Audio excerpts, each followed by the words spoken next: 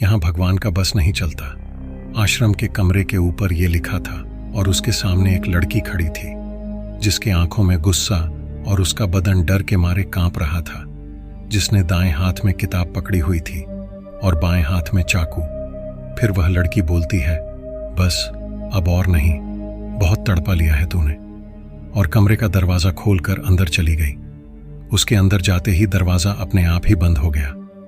फिर कुछ मिनट बाद उस लड़की के चीखने की आवाज आने लगी कमरे से, मानो जैसा उसे तड़पा तड़पा कर कोई जान से मार रहा हो, जिसका सबूत दरवाजे के नीचे से गिरता खून था। फिर सब कुछ शांत हो गया। पति उमेश और उसकी पत्नी सोनम बिस्तर पर सो रहे थे। उमेश सोनम की गाल थपथपाता हुआ उसे नींद से जागने की कोशिश कर रहा था। तभी सोनम ने करवट बदलते हुए कहा, नहीं आज नहीं, आज तूने पी हुई है। सोनम ने करवट तो बदल ली थी, लेकिन फिर से उसके गालों पर किसी की थपकी सुनाई दी। इससे सोनम ने चिढ़ते हुए कहा, क्या है उमेश, सोने क्यों नहीं देते? इतना कहकर सोनम में आंखें खोली ही थी। उसने जो देखा उसे देख उसकी नींद के साथ उसके होश भी उड़ गए थे, क्योंकि उसके आंखों के सामने उमेश की सड़ी हुई लाश थी जो उसे घूरे जा रही थी। उससे पहले कि वह कुछ समझ पाती, उमेश ने सोनम के गर्दन पर वार किया और उसके गर्दन से मांस नोचकर खाने लगा, जिसके दर्द से सोनम बिस्तर पर तड़पने लगी। फिर एक जोरदार चिख के साथ सोनम नींद से उठ जाती है। फिर देखती है कि वह एक सपना देख रही थी, जो कि सालों पहले उसका पति उमेश मर चुका था, जिसके सामने दीवार पर उसके पति का फोटो था, जिसके गले में हार टंगा था। फिर उसे पूरी तरह से यकीन हो जाता है कि वह एक सपना ही देख रही थी जो उसके पति का था। सोनम पुलिस डिपार्टमेंट की इंडिपेंडेंस एजेंट थी, जिसे अकेले ही केस सॉल्व करने के लिए भेजा जाता था। ऐसे ही एक केस के सिलसिले में वह आश्रम में आई थी, जहां उसकी मुलाकात एक सब इंस्पेक्टर से हुई थी। सब इंस्पेक्टर हाथीराम बोलता है कि मैडम जी, सीबीआई भी थक चुकी हैं इस केस को लेकर। एक हादसा बताकर उस फाइल को बंद कर दिया है। फिर पता नहीं आपको क्या मजा है इस केस को रिओपन करने के लिए। सोनम ने हाथीराम की इस बात को सुनकर बस इतना बोला कि मुझे उसे जगह पर ले चलो और इस केस का फाइल लाए हो क्या? फिर हाथीराम बोलता है, जी मैडम जी, मैं फाइल तो लाया हूं, लेकिन आप अकेली आई हैं, आपके साथ कोई मर्द नहीं आया है। इतना सुनकर सोनम को बहुत ही गुस्सा आता है और वह हाथीराम को घूरने लगती है। हाथीराम को एहसास हो जाता है कि मैडम को यह बात बहुत बुरी लगी है। फिर हाथीराम बोलता है, सॉरी मैडम जी, इस केस पर सिर्फ हमने मेल ऑफिसर को काम करते देखा है ना, इसलिए ये बात बोला आपको। हाथीराम ये बात बोल ही रहा था, तभी सोनम का नजर एक दूर खड़े एक लड़की पर जाता है, जो कि उसे घूरे जा रही थी और उसके जिस्म पर काफी सारे कटे हुए और खून बहता जख्म के निशान थे। सोनम जब उसके पास जाने के लिए सोचती है, तभी हाथीराम ने उसे फाइल पकड़ाते हुए कहता है, लीजिए मैडम जी इस केस का फाइल। सोनम ने जैसे ही उसे फाइल के खोली तो उसकी होश उड़ गए, क्योंकि फाइल के पहले पेज पर उसी लड़की के फोटो लगी थी जो कुछ देर पहले सोनम को घूर रही थी, जिसके जिस्म पर कटे हुए और काफी गहरी खून बहता हुआ जख्म के निशान थे। जो फाइल में फोटो लगी थी वह किसी अप्सरा की तरह दिख रही थी।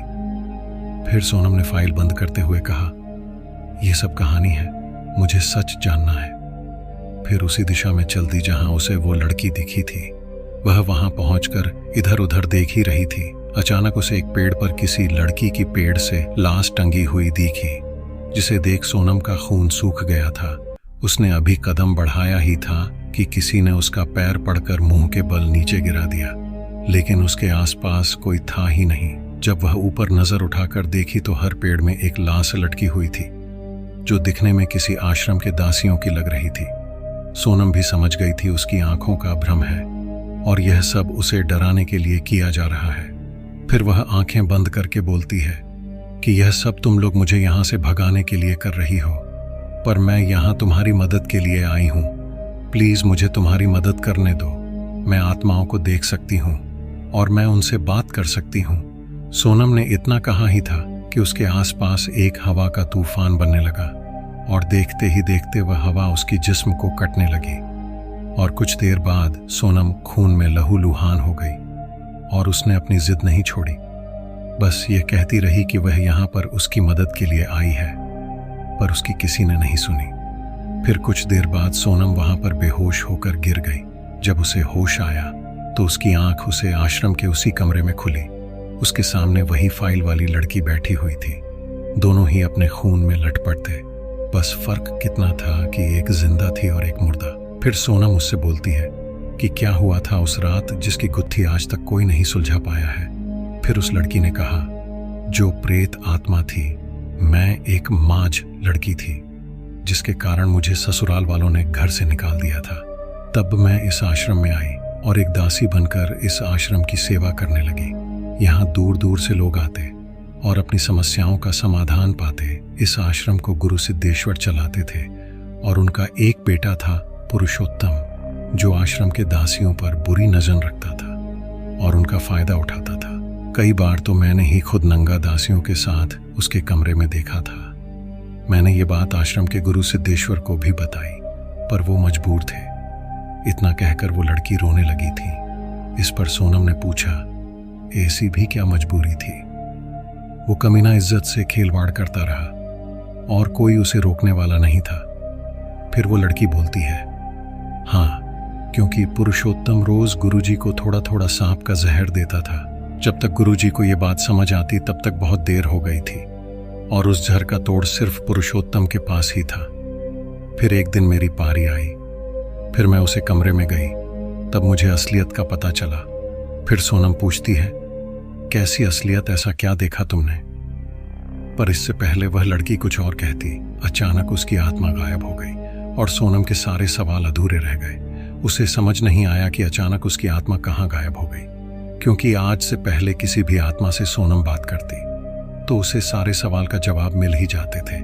किसी तरह सोनम खुद को संभाल कर आश्रम के बाहर आई तो उसके सामने हाथीराम खड़ा था, जो डर के मारे कांपता हुआ उसे ही देख रहा था। फिर हाथीराम बोलता है, मैडम आप तो जंगल की ओर भागी थी ना, फिर यहाँ आश्रम के अंदर से कैसे निकल रही हैं? यही आश्रम में तो सारा कांड हुआ था। फिर सोनम पूछती है, कैसा कांड? तो हाथीराम बोलता है, 21 दासियों का कत्ल इसलिए बोल रहा था, फाइल को पूरा पढ़ लीजिए। ये सब सुनकर सोमन को हाथीराम के पीछे 21 दासियों की आत्माएं सोनम को एक एक करके नजर आने लगी थीं और सब के सब दासियां सोनम को देखकर रोने लगी थीं और उसके सामने हाथ जोड़कर इंसाफ की गुहार लगाने लगी थी। एक साथ इतनी आत्माओं को सोनम ने पहली बार देखा था और उसे भी मामला संगीन लगने लगा था। अगले पल ही सोनम ने हाथीराम से कहा, हाथीराम गाड़ी निकालो, मुझे अभी इस आश्रम के गुरु सिद्धेश्वर से मिलना है। फिर हाथीराम बोलता है, मैडम जी वह तो अभी लंदन गए हैं और 1 साल तक यहाँ नहीं आएंगे, वहाँ उनका इलाज चल रहा है।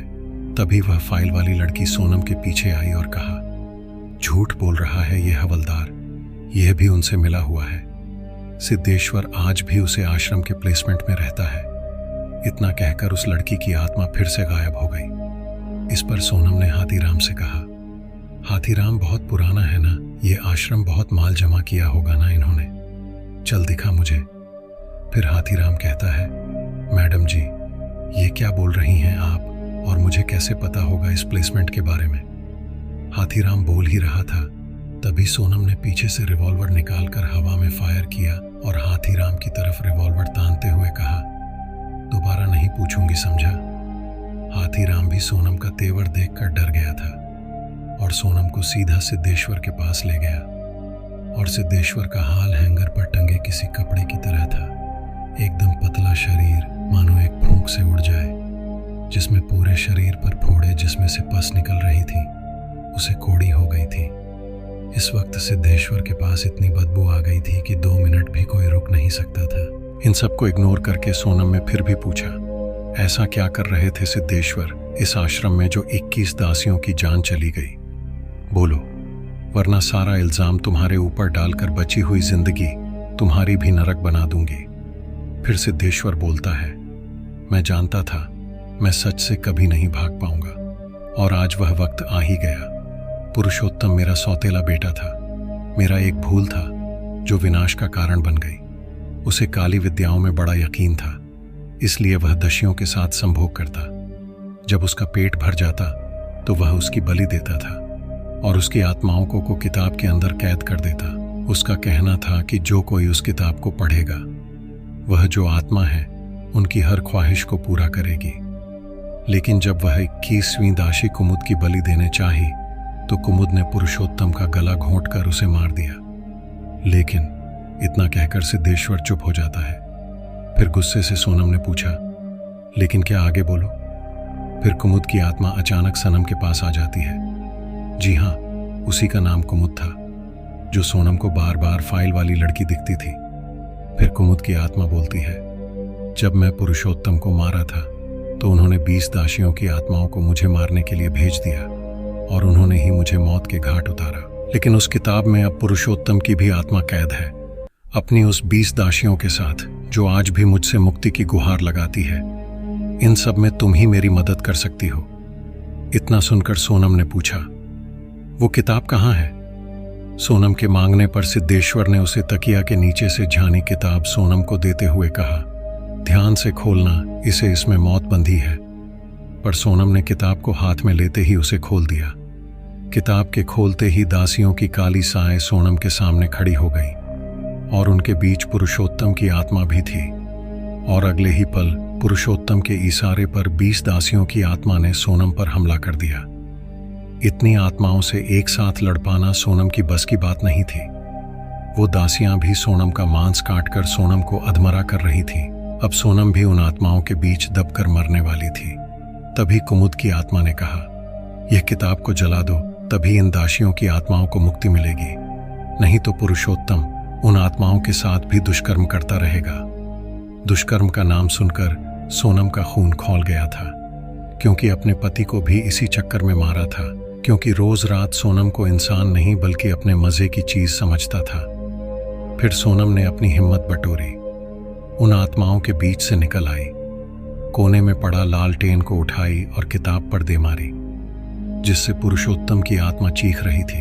फिर दासियों की आत्मा सोनम के आगे हाथ जोड़कर एक एक करके लुप्त हो रही थी।